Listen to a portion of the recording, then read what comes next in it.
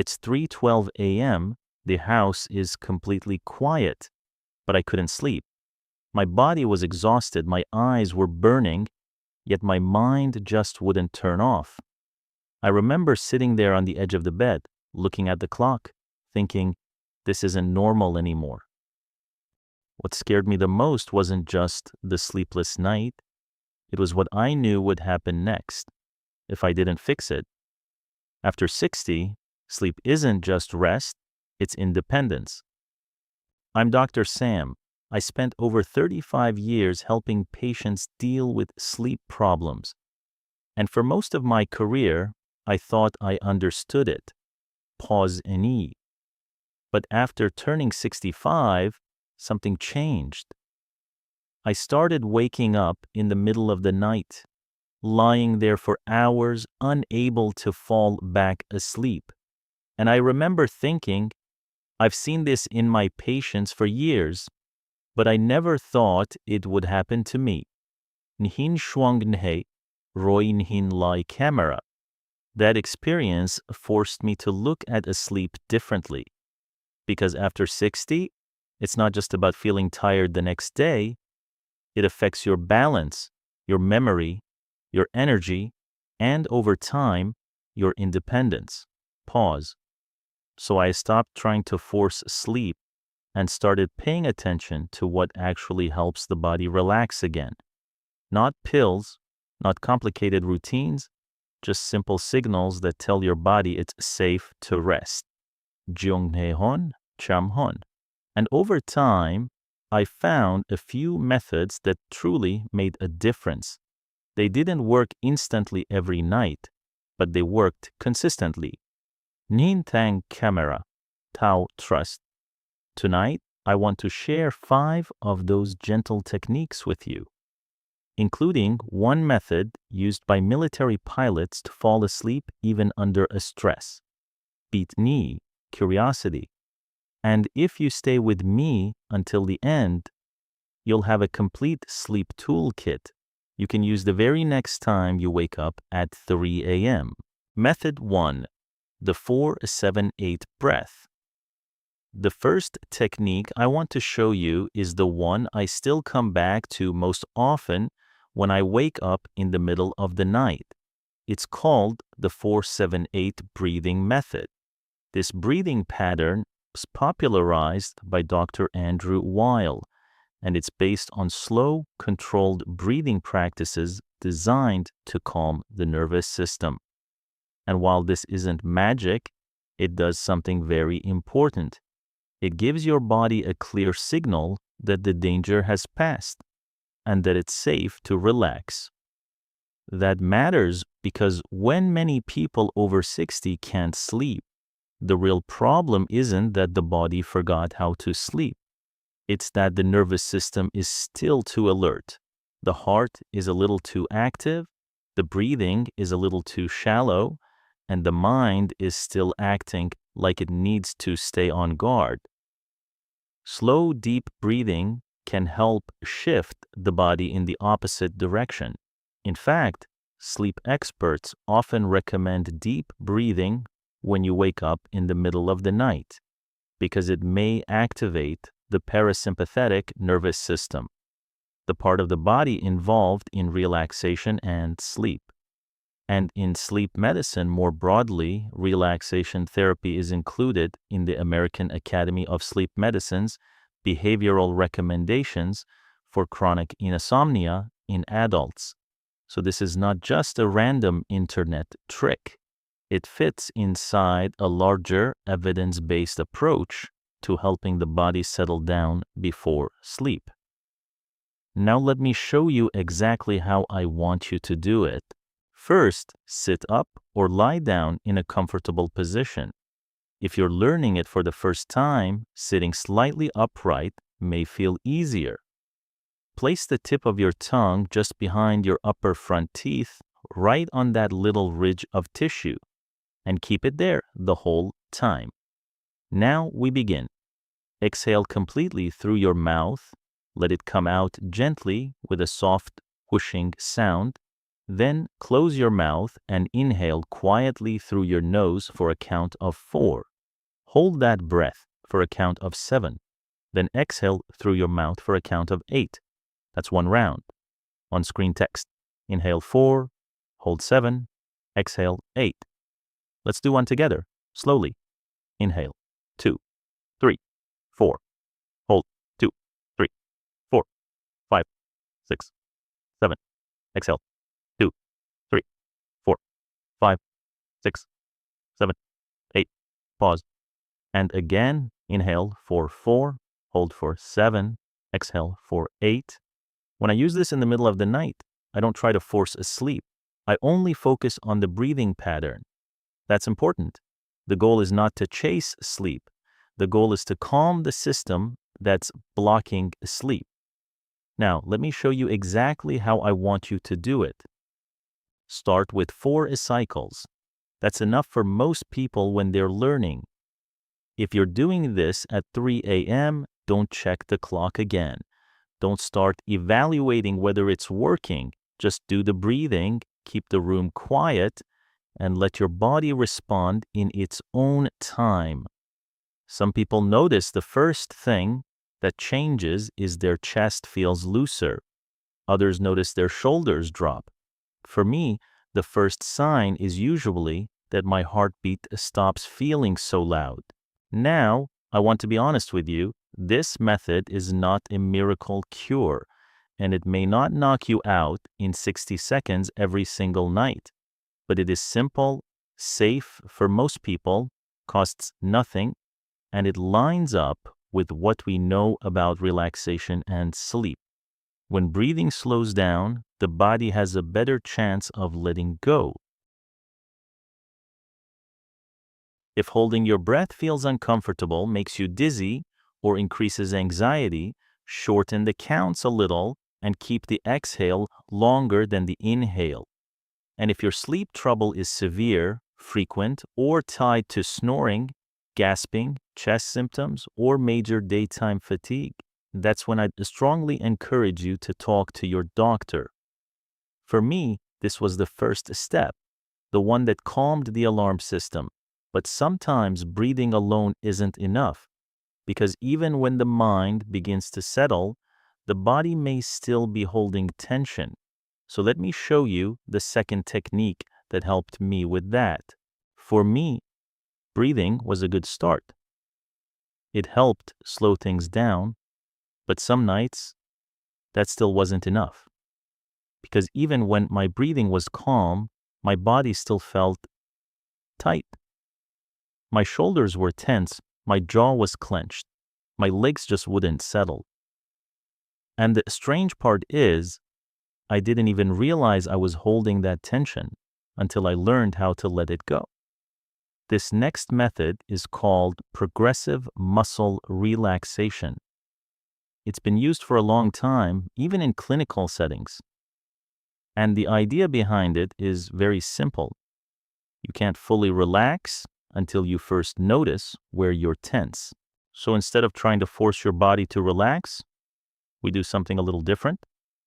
We gently tighten and then release. You can do this lying in bed, just like this. Start with your feet. Curl your toes down, hold it for a moment, and then let go. Just notice the difference. Now your legs, tighten your calves, your thighs, hold and release. Let them sink into the bed. Make a fist with your hands. Hold and let it go. Let your fingers soften. Now your shoulders. Lift them up toward your ears. Hold and drop them. That one makes a big difference. And finally, your face. Gently squeeze your eyes shut. Tighten your jaw. Hold and let everything go. Let your jaw relax, your tongue rest, your forehead soften. The first time I did this, I remember thinking, I didn't realize how tense I'd been until I finally let it go. And by the time I finished, my whole body felt heavier, calmer, almost like it was sinking into the bed. That feeling is exactly what we want. Because when your body lets go, your mind doesn't have to work as hard anymore. You don't need to do this perfectly. Just keep it gentle and let your body respond. Now, this is where things get really difficult for most people. Because even when your body is finally relaxed, your mind is still wide awake. And if you're over 60, you probably know exactly what I mean. You lie down, and suddenly your mind starts going through everything.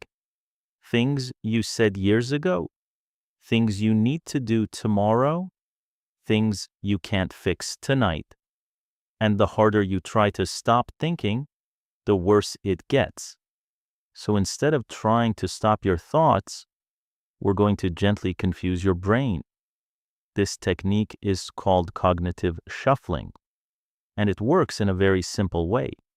You give your brain something random, something slightly boring, something it doesn't need to solve, because when your brain is trying to solve problems, it stays awake.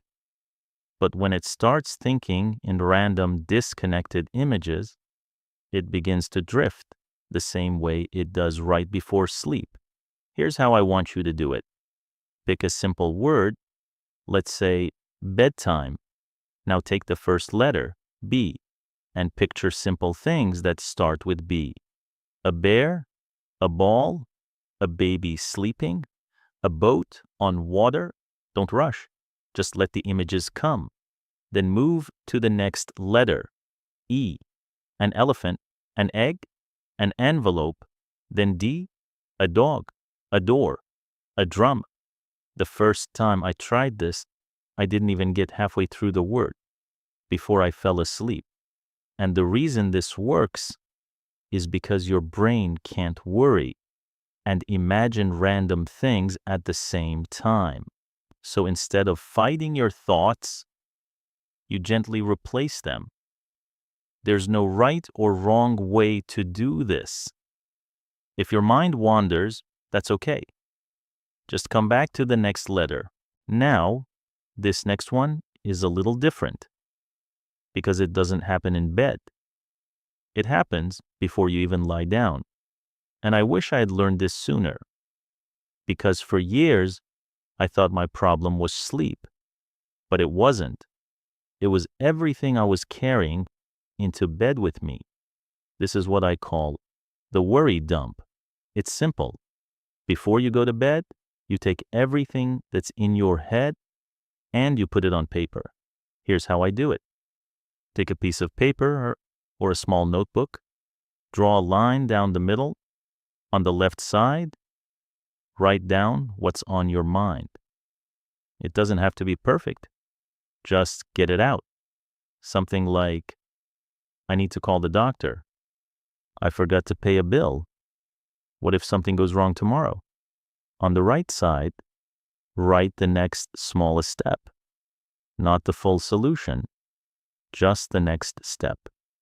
Call at 9 a.m. Check it in the morning. Talk to my daughter. The moment I started doing this, something changed because my brain stopped trying to solve everything at 3 a.m. It already knew there was a plan. Your brain doesn't need answers before sleep. It just needs to know that you haven't forgotten. You don't need to write a lot. Even 2 or 3 things is enough. The goal is not to solve your problems. The goal is to take them out of your head. Now, this last technique is the one I turn to on the hardest nights, the nights when nothing else seems to work. It's often referred to as the military method, a technique used to help pilots fall asleep, even in stressful conditions. And while it may sound simple, the way you do it matters. Start by lying on your back and close your eyes. Now bring your attention to your face. Let everything go soft. Your forehead, your eyes, your cheeks, your jaw. Let your tongue rest naturally, not pressed. just resting. Now your shoulders, let them drop all the way down. Let your arms fall heavy beside you. Your chest rises and falls naturally. Now your legs, let your thighs relax. Your knees, your calves, your feet, your whole body should feel heavy now. Now comes the part most people skip, but this is what makes it work. Picture yourself lying in a small canoe on a calm lake. Nothing around you, just still water and a quiet sky above. Or imagine you're lying in a completely dark room on a soft surface wrapped in stillness. The first night this worked for me, I didn't even realize I'd fallen asleep. I just woke up in the morning. And that's the difference. You're not trying to force sleep. You're removing everything that's keeping you awake. Now, this doesn't work instantly for everyone. It may take a few nights, even a week or two. But once your body learns it, it becomes easier each time because your body remembers what it feels like to truly relax. And when you combine this with everything we've talked about tonight, your body becomes quieter, your mind becomes still, and sleep finally has a chance. And if you wake up again tonight, don't panic, don't fight it. Just come back to this. Your breath, your body, your thoughts, you already have what you need. After 60, sleep isn't just rest, it's independence. If this helped you even a little tonight, I'd really like you to stay with me because everything I share here is designed to help you stay strong, clear, and independent for as long as possible. And if you think you might need this again, save this video. So the next time you wake up at 2 or 3 a.m., you'll know exactly where to come back to. And if you'd like more simple ways to take care of your body and mind after 60, you're always welcome here. Thank you for spending this time with me. I truly hope that tonight you sleep peacefully